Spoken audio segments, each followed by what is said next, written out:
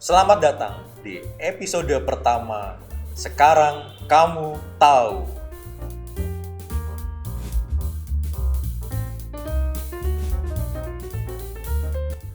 Kalian pasti pernah dengar apa itu pH, ya kan? Minimal di pelajaran kimia SMA. Tapi sebenarnya pH itu apa sih? Bisa nggak kita mengukur pH? Atau sebenarnya apa yang mau dinyatakan oleh nilai pH itu? Simak penjelasannya dalam video ini. Kalian mungkin sebagian besar pernah makan yang namanya soto, ya kan? Kan dikasih tuh biasanya jeruk nipis. Kalian udah tahu dong pasti itu rasanya kan asem banget. Nah, sebenarnya rasa asam yang kita terima itu ada hubungannya dengan kadar H+ tadi. Jadi kalau misalkan kalian nyobain makanan yang semakin asam, ada dua makanan, yang satu asamnya nggak seberapa, yang satu asam banget, itu hampir pasti kadar H+-nya atau kadar hidrogennya itu lebih tinggi di yang asam, yang lebih asam. Terus kalau basa itu sensasi yang kita terima di lidah itu apa ya? Nah, mungkin teman-teman sudah banyak yang tahu ya, kalau basa atau keadaan yang basa itu biasanya kita terima di lidah sebagai rasa yang pahit. Misal, mungkin ada yang pernah makan daun pepaya, itu kan pahit banget karena di dalam daun pepaya ada basa-basa atau alkaloid yang biasanya disebut orang kimia itu rasanya pahit. Dan alkaloid itu adalah basa alami yang ada dari tumbuhan. Terus mungkin teman-teman tahu batu kapur. Batu kapur itu kalau dilarutkan dalam air, dia akan menghasilkan larutan yang sifatnya basa. Cuman kan sensasi di lidah nggak bisa kita jadikan tolak ukur asam dan basa dong. Harusnya ada suatu alat yang objektif yang bisa menentukan suatu larutan itu seberapa asam atau seberapa basa. Di video kali ini kita akan bahas 3 alat atau 3 instrumen yang membantu kita menentukan suatu larutan sifatnya asam atau basa. Yang pertama, kertas lakmus. Yang kedua, indikator pH universal. Yang ketiga adalah pH meter. Masuk ke topik pembahasan kita yang pertama, yaitu kertas lakmus. Jadi, zaman dulu, sekitar abad ke-14 awal, tahun 1300, ada ahli kimia dari Spanyol, namanya Arnaldus de Villanova. Dia adalah orang pertama yang mencoba mendeteksi secara objektif suatu larutan itu asam atau basa. Dan dia adalah orang pertama yang menggunakan kertas lakmus. Kertas lakmus itu apa sih? Terbuat dari apa? Jadi, dia terbuat dari ekstrak suatu lumut kerak atau lichen yang diambil zat warnanya. Zat warna yang diambil dari lumut kerak atau lichen itu warnanya ungu kalau kita larutkan dalam air. Nah, dalam ekstrak tersebut ada zat warna yang bisa kita bilang bisa mendeteksi perubahan pH. Ekstrak ini, jika di dalam larutan yang asam, dia akan berubah jadi warnanya merah. Kalau dia dimasukkan ke dalam larutan yang basah, warnanya menjadi biru. Dan perubahan warna inilah yang pertama kali digunakan untuk mengamati secara objektif kalau pH larutan itu ada yang asam dan ada yang basa. Kebetulan teknologi berkembang terus. Jadi akhirnya ekstrak dari lumut kerak atau lichen ini bisa diembankan pada kertas. Jadi kertasnya itu dalam tanda kutip diwarnai oleh ekstrak dari lumut kerak ini. Ada yang diwarnai dalam keadaan dia asam atau warnanya merah, dan ada juga yang diwarnai dalam keadaan warnanya biru atau basa. Kertas yang sudah diwarnai dengan ekstrak dari lichen tadi disebut sebagai kertas lakmus. Misalkan nih, teman-teman ke toko alat dan bahan kimia mau beli kertas lakmus. nanti akan ada dua tuh kertas lakmus, yang merah dan yang biru. Misalkan kita coba pakai yang merah dulu ya. Kertas lakmus merah kalau dicelupkan ke suatu larutan dan warnanya tetap merah, itu sudah jelas larutannya tidak basah. Karena merah tetap merah kan. Bisa aja dia asam, bisa aja dia netral, artinya seimbang. Tapi kalau dia kita celup di larutan yang basah, seperti air kapur tadi, dia akan berubah jadi biru.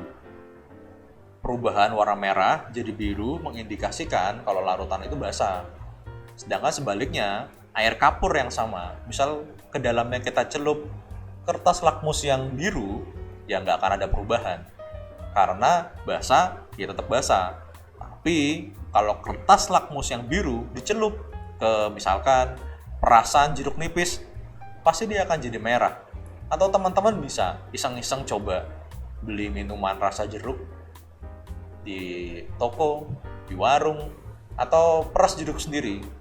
Terus kalau kalian punya kertas lakmus, bisa kalian cari di toko-toko tadi, pasti kertas lakmus biru akan berubah jadi merah. Kalau enggak, jangan-jangan minuman itu sebenarnya sudah dikasih bahan kimia lain yang menetralkan pH-nya. Lalu kalau netral, gimana ya? Seharusnya kalau ada suatu cairan yang pH-nya netral atau nggak jauh-jauh dari 7, ketika dia dicelup kertas lakmus yang merah, tetap merah. Sedangkan kalau yang biru, kan tetap biru. Jadi kita bisa mengamati 3 hal ya. Merah jadi biru, biru jadi merah, atau merah tetap merah, atau biru tetap biru. Kalau merah tetap merah, biru tetap biru, nah itu netral. Cuma kertas lakmus tuh punya kelemahan. Ya betul, dia bisa membedakan mana yang asam dan yang mana basah.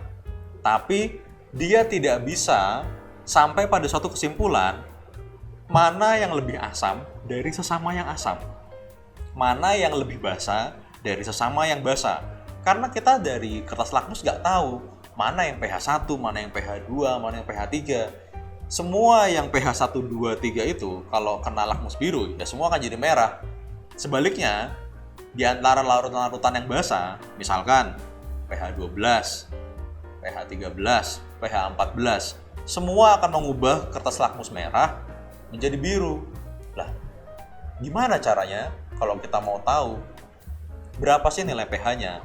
Disitulah kita akan masuk ke topik kedua. Seiring perkembangan ilmu pengetahuan dan teknologi, ternyata juga ditemukan zat-zat warna lain selain ekstrak dari lichen tadi atau lakmus yang juga mengalami perubahan warna kalau pH larutan berubah. Misalkan, yang pertama, timol biru. Timol biru itu kalau di pH di bawah 1 dalam larutan, warnanya tuh bakal merah. Tapi seiring dia naik sedikit lebih dari 2 mendekati 3, dia akan jadi kuning. Itu lanjut terus tuh. Kalau misalkan kita kasih dia larutan yang lebih basah, nanti di sekitar pH 8 dia akan berubah dari kuning berangsur-angsur jadi biru di pH sekitar 9 lah. Cuman itu juga akan jadi problem. Oke, di bawah pH 1 dia merah, di atas pH dia 2 dia kuning, baru dia jadi biru di pH sekitar 8 sampai 9. Tetap aja kita nggak tahu kan, di antara 2 sampai 8 itu pH itu berapa. Nah, ada zat warna lain. Misal metil jingga. Metil jingga itu di bawah pH 3, 3,2 atau something ya, saya lupa.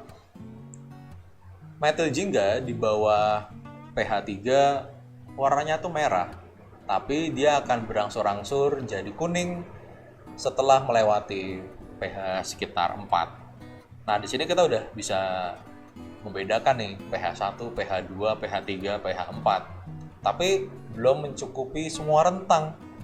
Nah, ada senyawa kimia yang lain lagi, namanya metil merah.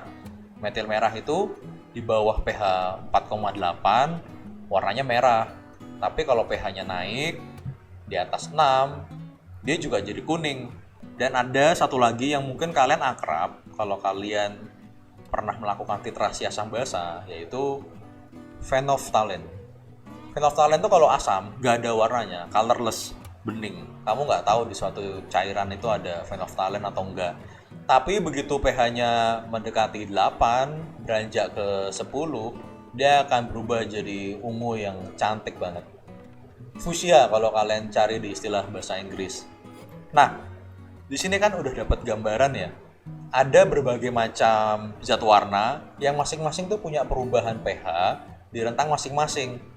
Ternyata ada loh yang mengkombinasikan warna-warna itu, zat-zat warna itu menjadi suatu kertas yang kita kenal sebagai indikator pH universal. Jadi nanti dia akan bisa membaca dalam tanda kutip pH itu berapa dilihat dari kombinasi beberapa warna dari kertas tersebut. Ada 1 sampai 14. Jadi dengan kombinasi zat-zat warna ini kita sudah mengalami kemajuan. Dari cuma yang bisa membedakan asam dan basa, sekarang kita sudah mulai bisa mendeteksi secara objektif larutan itu pH-nya apakah 1, apakah 2, apakah 3, dan seterusnya. Namun, tetap saja kan butuh mata manusia untuk mengamati. Bagaimana jika lebih dari satu orang pengamatannya nggak sama? Gimana kalau setiap orang punya tafsirannya sendiri atas perubahan warna? Disitulah kita akan masuk ke topik yang berikutnya, yaitu pH meter. Oke, kita masuk ke topik yang ketiga, yaitu pH meter. Tadi kita udah ngomongin kertas lakmus dan indikator pH universal. Kertas lakmus bisa membedakan mana yang asam dan yang basa, tapi tidak tahu pH-nya berapa. Dengan kertas indikator pH universal, kita sudah mulai bisa membaca tuh pH-nya 2 kah, 8 kah, 10 kah, 12 kah. Namun, pembacaan itu bergantung dari siapa yang mengamati. Waktu itu, belum ada suatu alat yang benar-benar menyatakan secara numerik berapa sih nilai dari pH. Lalu, berkembanglah dari situ pH meter.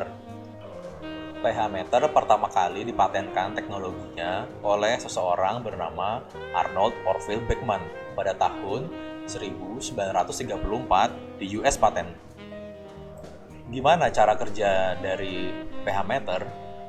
pH meter bekerja dengan prinsip-prinsip elektrokimia. Kalau teman-teman tahu, di dalam elektrokimia itu kan ada ya istilahnya elektroda. Elektroda itu nggak cuma di pH meter kok. Kalian juga bisa lihat itu di baterai, di aki, dan segala macam. Nah, secara khusus, elektroda dari pH meter ini adalah suatu batangan yang terbuat dari perak klorida atau AgCl. Nanti dia akan dicelupkan tuh di larutan. Apa sih yang dideteksi? pH meter secara khusus mendeteksi perubahan voltase dalam sebuah larutan. Jadi prinsipnya adalah perubahan voltase oleh mesin diterjemahkan menjadi nilai pH. Jadi dari nilai voltase yang berbeda, mesin itu bisa tahu pH-nya itu berapa. Nah, terus gimana cara pakai pH meter? pH meter itu pakainya agak susah gampang. Jadi pertama, elektrodanya itu harus selalu basah. Dan itu nggak sembarang air ya. Itu harus KCl 3 molar. Jadi elektrodanya kita rendam di KCl 3 molar supaya AgCl itu nggak luntur. Nah, yang kedua, mesin itu harus kita ajari dalam tanda kutip. Kita harus kasih tahu dia informasi seberapa sih pH 4, seberapa sih pH 7, seberapa sih pH 10. Proses itu namanya kalibrasi. pH meter itu harus dikalibrasi setiap hari sebelum pakai. Ya minimal pagi-pagi ketika laboratorium baru buka itu dikalibrasi. Biasanya ada kalibrasi 3 titik. 1 titik di pH asam, 1 titik di netral, 1 titik di basa. Itu namanya 3-point calibration. Ada juga cara kalibrasi yang lain, tapi biasanya sih 3 titik itu. Nah, setelah dikalibrasi harus bersih elektrodanya, dibilas dengan air yang tanpa mineral, kemudian baru itu kita celup di larutan yang mau kita ukur. Setelah kita celup, biasanya di pH meter itu ada ya tombol. Kalau kita pencet tombol itu, nanti dia akan bikin pembacaan pH. Kenapa sih perlu sering-sering dikalibrasi? Jadi lama-kelamaan pH meter itu akan memberikan hasil yang tidak repeatable, tidak konsisten, sehingga kalibrasi yang berkala itu perlu supaya pengukuran kita tuh menjadi tepat. Nah, gitu teman-teman. Kita hari ini sudah belajar tentang apa itu pH dan bagaimana cara mengukurnya. Ada 3 cara mengukurnya ya. Dengan kertas lakmus untuk mengetahui dia asam atau basa. Dengan indikator pH universal kita bisa tahu angkanya 1 sampai 14. Dan ada pH meter yang kita di situ bisa tahu sampai dia berapa, koma berapa. Nah, sekarang kamu tahu kan?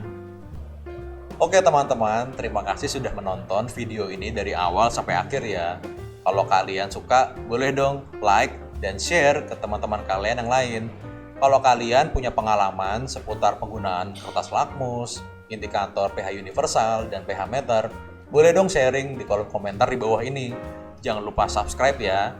Dan kita juga punya loh akun IG namanya @farmasi.macung. Follow deh.